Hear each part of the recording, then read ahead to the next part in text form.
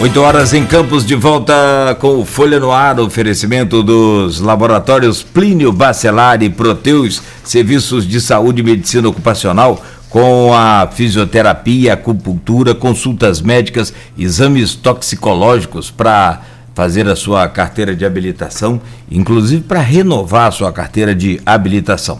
Programa de hoje, recebendo a professora Natália Soares, ex-candidata a prefeita em Campos, última eleição agora, e nesse bloco, o Aloysio já antecipou, ficou pendente ainda o assunto do acampamento Cícero Guedes, e eu volto com você, meu caro Aloysio, nesse bloco, conversando com a Natália Soares. Então, Natália, temos que tratar de 4 assuntos nesse bloco, vamos tentar ser sucintos. Na segunda-feira, se citou o Valdec, que esteve lá no Horizonte, ele esteve na segunda-feira também, representando a Comissão de Defesa dos Direitos Humanos e Cidadania da Alerj, para oficializar a emissão de posse dos títulos de posse lá do acampamento Cícero Guedes.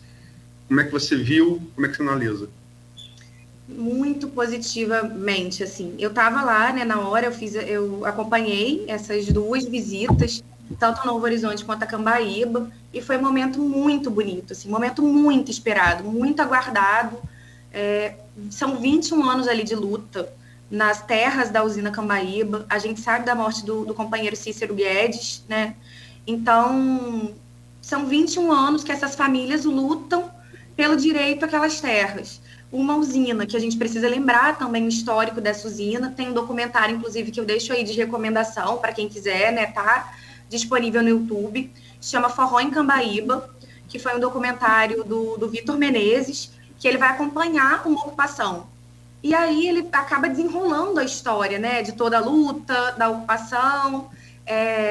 Esse acampamento que ele estava cobrindo na época ganha e recebe o nome de Luiz Maranhão, que foi um dos companheiros opositores da ditadura militar, que teve seu corpo incinerado ali nas terras dessa usina. São 12, né, a Comissão da Verdade está aí também com essa listagem de 12 pessoas incineradas nessa usina durante a ditadura, terras que já foram consideradas antes, né, desse momento atual, terras improdutivas. Então, a gente aguardava muito ansiosamente essa emissão de posse. E quando o INCRA, né, um técnico do INCRA, leva esse documento, entrega nas mãos da dirigente nacional que está lá, e ela faz uma fala muito emocionada, essas terras já foram desapropriadas, né, estão em posse do INCRA, e ela faz, então, essa fala muito emocionada, dizendo que as famílias vão permanecer ali, que o INCRA reconhece a luta camponesa e a luta dessas famílias por dignidade, por teto, e que agora ninguém, né, pode chegar lá e simplesmente expulsar essas famílias desse território. E isso é muito importante. A fala foi muito bonita, foi muito emocionante, porque ela lembra, né, Cícero Guedes agora renasce em cada plantio que tiver aqui. Cícero Guedes renasce em cada uma dessas famílias que estão aqui. E isso é muito simbólico. Eu conheci o Cícero, se eu não me engano, no ano de 2008. Eu participava de um encontro de agroecologia na Universidade Rural, e o Cícero, ele estava nesse encontro, ele ficou conhecido, assim, para mim, como o cara, a figura que fazia a revolução antes das 6, porque antes das 6, né, eu lembro que a gente participava de diversos encontros e socializações, assim, né, pós-horário, mas ele acordava muito cedo, então 5 e pouco ele já estava de pé acordando todo mundo, vambora, companheirada, vambora, e eu falava, meu Deus, quem é essa pessoa que faz a revolução antes das 6? E lembrar com muito carinho. Hoje o acampamento recebe o nome Cícero Guedes, com muito orgulho e fruto também dessa luta e reconhecimento do seu legado, que é um legado de amor, é um legado de alegria, é um legado em prol da coletividade.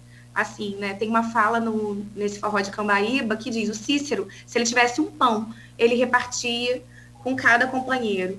E o MST é isso, né? O MST é luta pela vida, inclusive a vida da terra, para que essa terra brote a esperança. É o maior produtor de arroz orgânico da América Latina, é o maior movimento social da América Latina.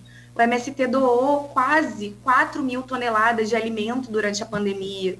Então, lembrar esse papel aí do MST de discutir, né, a própria utilização da propriedade privada, a função social da terra, lembrar que esse movimento atua a partir de um preceito que é um preceito constitucional, de quando se considera as terras improdutivas, sem a sua função social, que essas terras devem ser destinadas para fins de reforma agrária.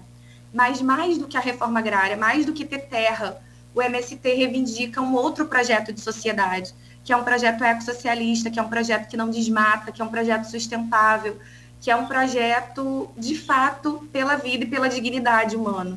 Então, é muito feliz, né? Essa missão de posse foi muito aguardada e também foi muito comemorada, do jeito que a MST gosta, né? Com muito canto, com muito aplauso e com muita organização, porque a gente aprende muito estando ali, né, junto desse movimento. E tem um intercâmbio entre as duas ocupações. Hoje tem gente de Novo Horizonte que ocupa essas terras ali em Cambaíba. Natália, a gente falou aqui no início do programa sobre o Código Tributário. Ele estava entre o pacote lançado por Vladimir, né? Foi votado aprovados 12 projetos no dia 25. O Código Tributário seria votado na sessão seguinte, ia perder, foi tirado de quórum pelo presidente, a prerrogativa do presidente, o cargo legislativo. Foi tentado novamente em junho com o mesmo insucesso. E trabalha-se agora na articulação dos bastidores para tentar formar a maioria para aprovar. Qual a sua opinião sobre essa proposta do Código Tributário? Então, Luiz, primeiro é preciso que se diga assim, né? Existem categorias que estão ali em negociação desse código, que é a categoria, o setor produtivo, né? Firjan, são as indústrias, a própria CDL tenta ali também uma negociação. Então, esse código, assim como todas as outras medidas que entraram nesse pacote aí, a toque de caixa, enviado pelo Vladimir à Câmara, foram enviados de forma sem debate. Você comentava, por exemplo, sobre uma reunião, né, que se imaginou que se discutiriam essas medidas e que a Câmara tivesse tempo de fazer suas discussões e análises sobre as propostas que estavam ali para ser votadas. Então, essas propostas passaram, diversas delas, inclusive, nessas propostas a gente tem aí, né, a retirada do abono para quem continua sem se aposentar, né, dos servidores.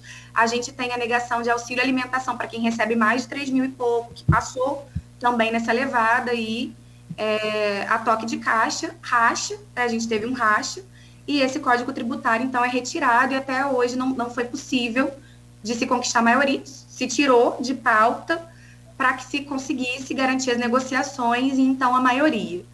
O que a gente vê, ele não passa por uma ampla discussão com todos os setores e com a sociedade. A sociedade civil, por exemplo, está afastada dessas discussões. Quem está fazendo a discussão hoje, se reunindo com a prefeitura, é esse setor produtivo. Só que esse Código Tributário não interessa só ao setor produtivo.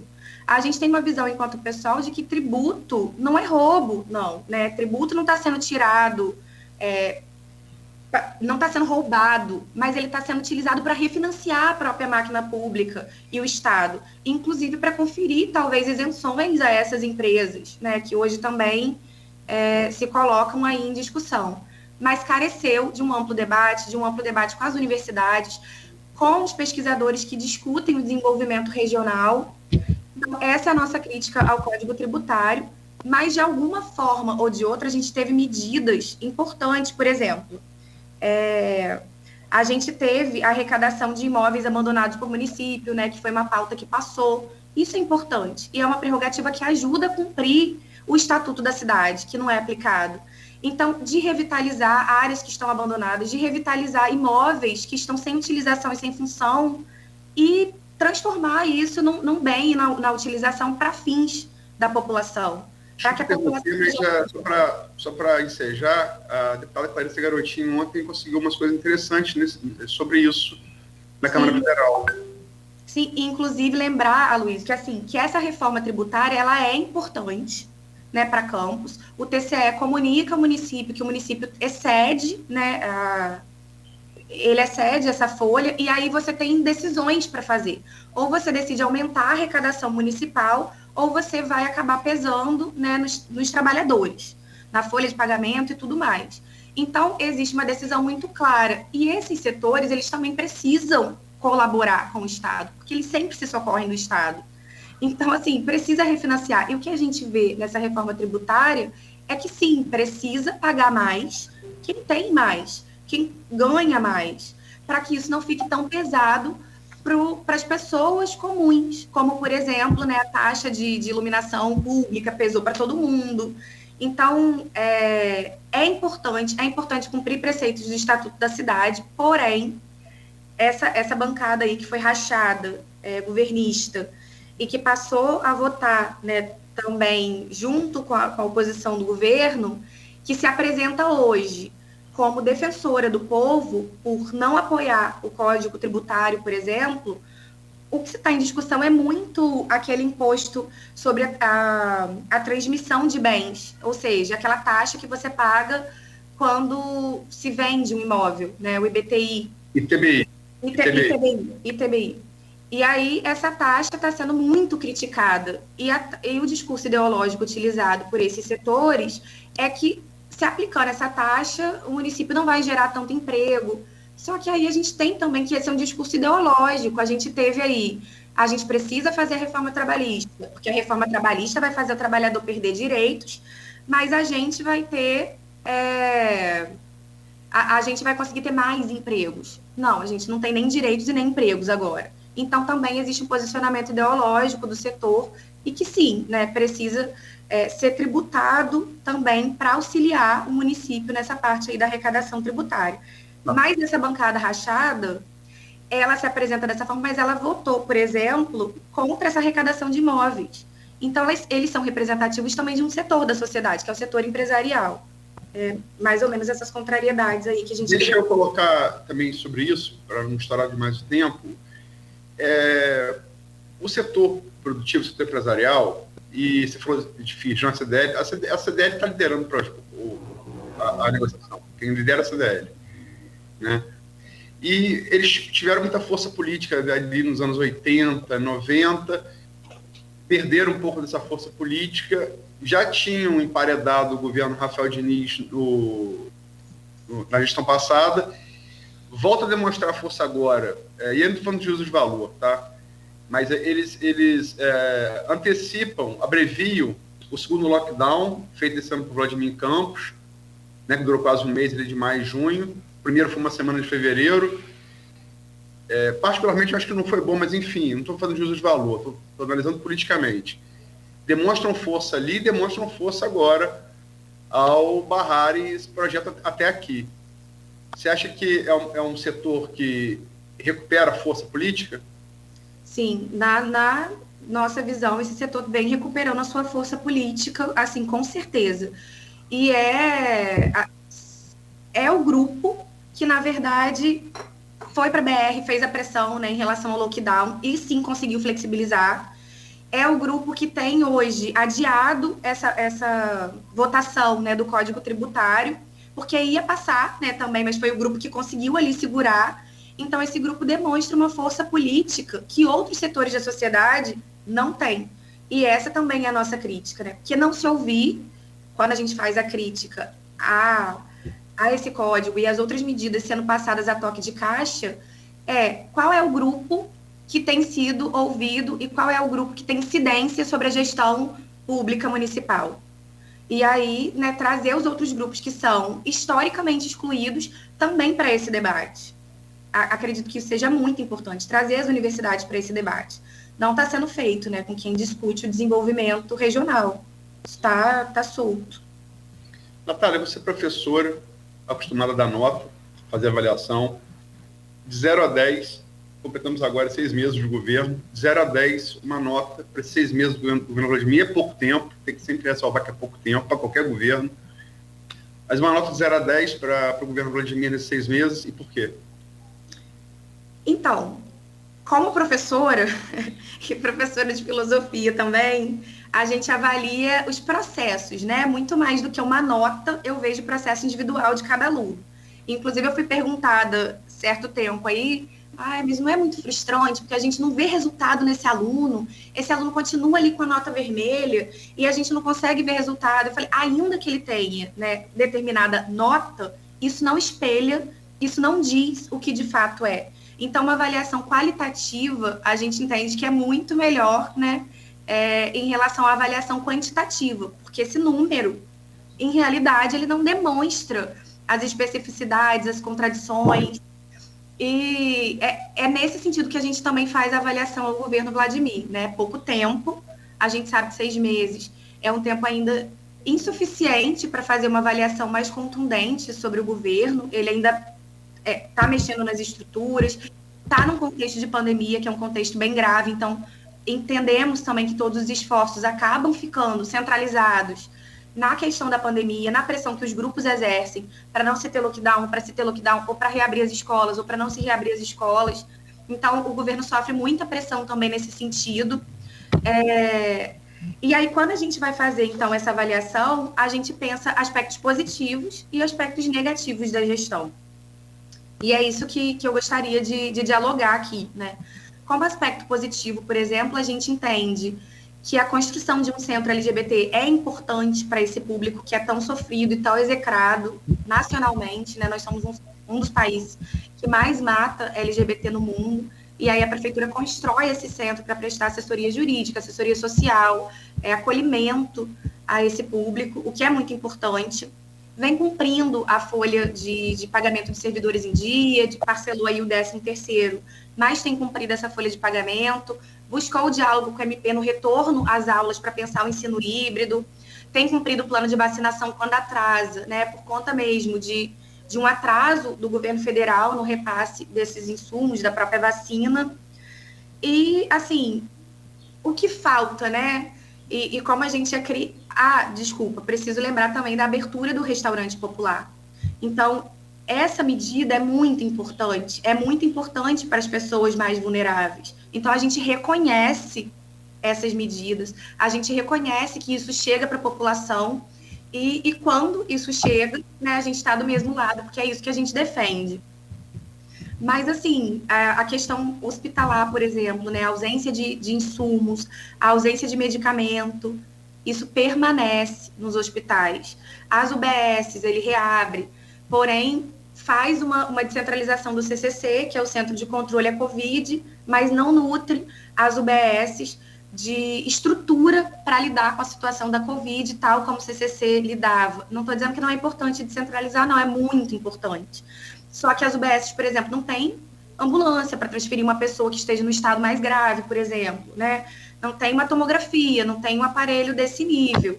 Então, a gente também, uma campanha, o município carece de uma campanha relacionada às medidas do isolamento social, uma distribuição de máscara gratuita. Quando a gente anda nas comunidades mais periféricas da cidade, está todo mundo sem máscara.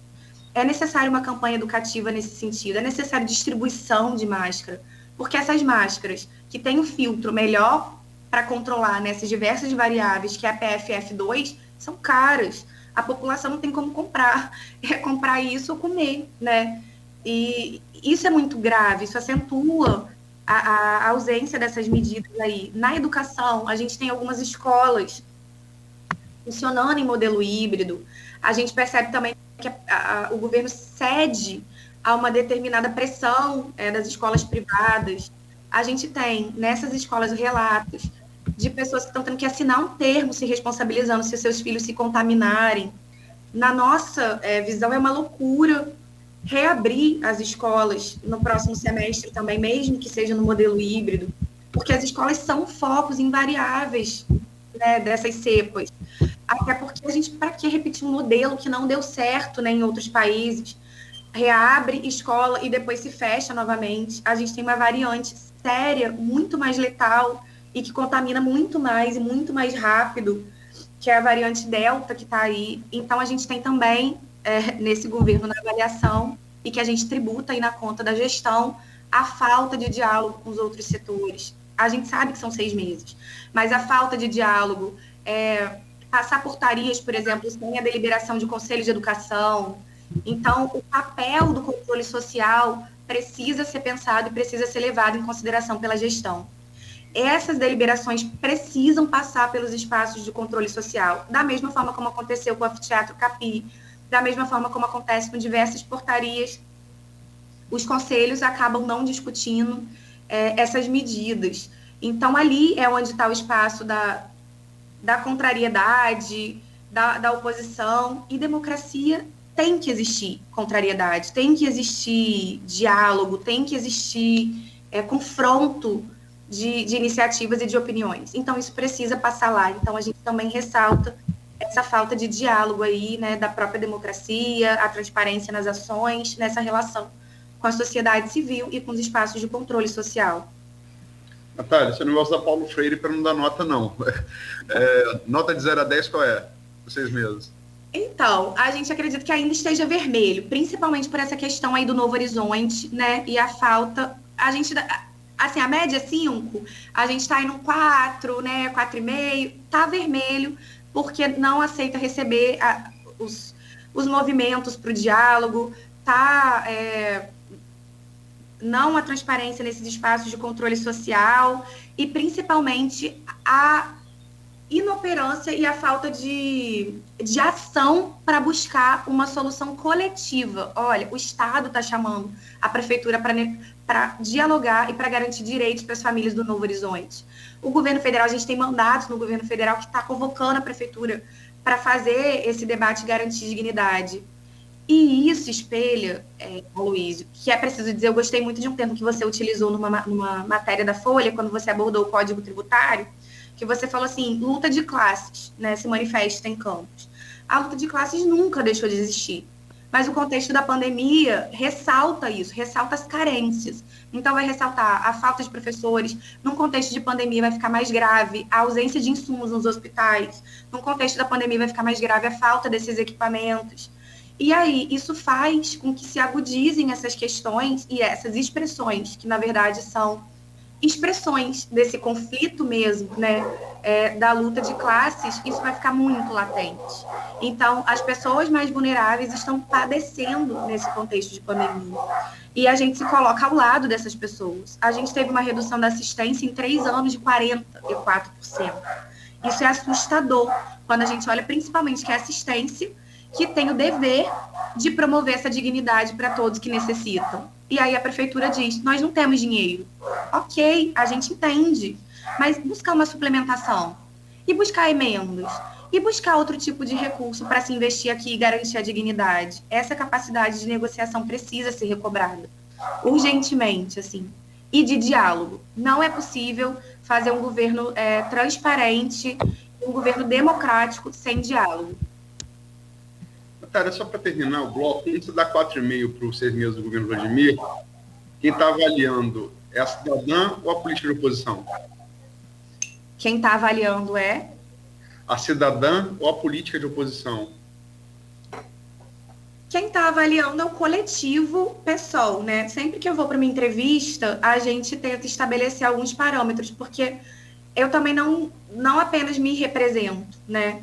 Então, hoje, como figura pública, eu não posso falar mais só Natália. Quem está sendo vista, por exemplo, nas redes sociais, ou quem está sendo atacada quando posta um apoio à ocupação Novo Horizonte, e fui muito atacada, inclusive pessoalmente, pessoas que diziam que sabiam meu endereço, né? A minha mãe, minha família ficou desesperada. Então, essa pessoa que fala... A história, você foi ameaçada? Te mandaram mensagem dizendo que sabia o seu endereço? A página, Aloysio, a página de Natália Soares PSOL foi entupida de mensagens. E o que se tentou fazer foi esse jogo, né? Contemplados e não contemplados. E o que a gente está discutindo não é isso. A casa precisa ir para essas pessoas que são contempladas e cumprir os critérios. Mas a dignidade aqui também precisa ser garantida. Então, é sobre isso que a gente está falando. Mas os ataques foram imensos e a gente tentando dialogar com cada pessoa. Foi um período bem conturbado, assim. Sim, mas deixa eu empreender o objeto. Você falou em ameaça, sei seu endereço. Isso... Desse jeito, sei onde mora. Você levou isso à polícia civil? Não. Por que não? Porque a gente dialoga com essas pessoas. Então, a pessoa chega desse jeito e a gente vai dialogando. Você quer marcar uma reunião? E a gente pergunta para todos. Pode ser o discurso mais raivoso de ódio. A gente tenta lidar com isso com diálogo. Então, a gente dizia para essas pessoas, contemplados, inclusive, iam na minha página falando, mas está defendendo a bandidagem, porque está defendendo... Então, esse discurso é um discurso que afeta muito. Então, eu entendo. E eu entendo a partir, por exemplo, de um apoio à ocupação e que meu nome sai e que um determinado vereador, por exemplo, leva para a Câmara, atacando o pessoal, que eu não sou mais só a Natália, né? Então, as pessoas não me veem mais apenas como a Natália. E ainda que eu diga, sou a Natália, as pessoas vão me ver como Natália do PSOL, né? Então, eu acho que esse aspecto coletivo é muito importante de ser mensurado. Não dá mais para descolar, né, uma coisa da outra. 4,5, então, a avaliação do PSOL de Campos ao governo, aos 6 meses do governo Vladimir, correto? Sim, correto. Nogueira? Bom, sobre essa questão dos impostos, nós temos 4 minutos ainda para fechar esse bloco, Aloysio. Sobre essa questão dos impostos, Natália, eu fiquei aqui meio que na dúvida com relação à sua fala. Teve algum tipo de imposto que você acha que é viável, sim, ser alterado agora, ser mudado agora? Esse mesmo, Cláudio, só que a gente acha que, o ITBI. O ITBI. Isso, só que a gente acredita que careça de um debate mais amplo com a sociedade, né? Ainda que ele deva, grosso modo, né? Quando a gente olha, porque ninguém teve tempo de refletir decentemente, né, o que essas mudanças vão impactar. A gente ouve um setor, e é esse setor aí que entra na defesa de não aumentar, né, esse imposto, dizendo que Campos vai perder empregos se assim o fizer. Então, até esse imposto que, grosso modo, a gente acredita que sim, que pode ser aplicado, que é uma forma até do Estado, né, se capitalizar, do Estado poder reinvestir em políticas, porque imposto a gente tem que ver, tem que ler, não como algo que está entrando para atacar, mas como a função do Estado de poder arrecadar para distribuir. A gente tem uma riqueza que é produzida socialmente. Então, assim, todos os trabalhadores produzem essa riqueza permanentemente. O valor, né, vem do trabalho, efetivamente. Só que a gente tem uma apropriação que ainda é privada. E quando a gente vê o Estado se retirando do papel de promotor de diversos serviços, a gente pensa, poxa, né? O Estado precisa garantir essa capacidade para que ele possa investir em políticas sociais. Imposto, inclusive, serve para arcar as políticas sociais, direitos sociais. Então, também perder essa visão de que imposto é roubo, de que imposto é sempre ruim, de que imposto não vem para o bem da população. Pode vir, sim, né? Desde que o Estado ele aplique esses impostos em dignidade, em políticas sociais, em educação, em saúde, em assistência, que reduziu aí 44% nos últimos 3 anos. Então, é importante, né? E o município de Campos, ele ultrapassou o limite aí, né, fiscal. Então, a gente tem que lembrar disso. Perfeito. Dá tempo para uma última pergunta, Nogueira? Dá sim, 2 minutos ainda, um pouquinho. Fernando Loureiro, como você também concorreu nas eleições municipais do ano passado, Natália, pergunta a você aqui. O decreto, só que ele correu legislativo, né? O decreto 65/2018 regulamentou o orçamento participativo. Como colocar a reativação desse programa que permite o debate e controle social sobre o orçamento público? É extremamente importante esse debate, né? O orçamento participativo é extremamente importante e relevante para a sociedade, porque ele permite justamente isso, a deliberação e a ingerência popular sobre o tanto de recurso que vai ser desenhado para as diversas políticas e as diversas áreas sociais. Então, o município precisa reativar, né, acredito. A gente tem uma crítica, obviamente, ao orçamento participativo que foi feito na gestão passada. A gente ouviu diversos setores. E aí, a crítica desses diversos setores era que o orçamento já chegava pronto e apenas dependendo da aprovação popular, ou seja, a ingerência. Tem uma tese ou dissertação da UENF, não me lembro agora se é da Natália, ai meu Deus, do NEA-BC, esqueci, da Sandra Miscali. Ela cita essa tese, né?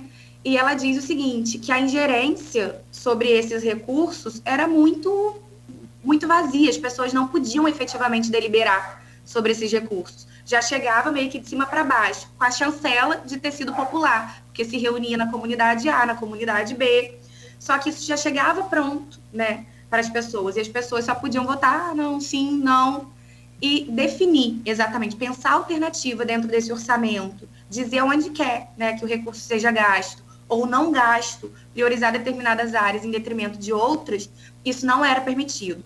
Mas é necessário que esse debate recomece e que o município reabilite o orçamento participativo. Só para lembrar aqui, a gente vai fazer um intervalo agora, Nogueira, para partir para o Plano Nacional. Falaram aqui no programa em relação a Novo Horizonte.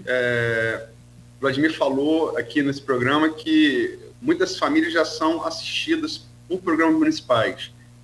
Eu não estou corroborando a versão do prefeito, estou dizendo que ele falou isso daqui. E em relação ao debate que a gente citou aqui com os empresários, com a sociedade, como você quis abrir o leque, né, em relação ao Código Tributário e em relação à Praça da Bíblia, esse meia-culpa foi feito tanto por Vladimir como Fábio Ribeiro aqui também nesse programa, que garantiram, inclusive Fábio garantiu aos seus pares, né, que não vai botar projeto sem dar tempo de debater e de estudar antes. Então, essas duas posições foram firmadas aqui, eu estou só lembrando isso. Isso é bom. Que bom. Bom, 8h31 então, vamos a um intervalo rápido, pausa bem ligeira mesmo, e a gente volta para conversar sobre o âmbito nacional, o Brasil de Bolsonaro e uma projeção aí à eleição de 2022. Será que a Natália vem, né, como pré-candidata aí a deputada estadual, deputada federal, senadora, governadora? Todos os cargos estão aí, né, com a possibilidade de ser preenchidos. Vamos ao intervalo, a gente volta no oferecimento dos laboratórios Plínio Bacelar e Proteus Serviços de Saúde e Medicina Ocupacional com a qualidade certificada ISO 9001-2015.